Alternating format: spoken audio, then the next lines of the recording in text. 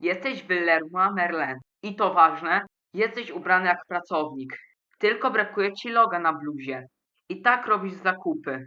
I tu nagle podchodzi do ciebie Karyna i pyta się, gdzie znajdzie dział kuchenny.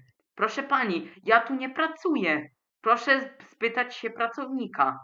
Aha, czyli taki pan jest? Nie chce mi pomóc. Idę do kierownika. Po czym poszła. Kilka minut później widzisz Karynę pokazującą na ciebie. I podchodzi do ciebie kierownik. No taki pan jest? Nie chce pomóc. Jakie jest nasze motto? Jeszcze zapomniał motta. Pomagać klientom.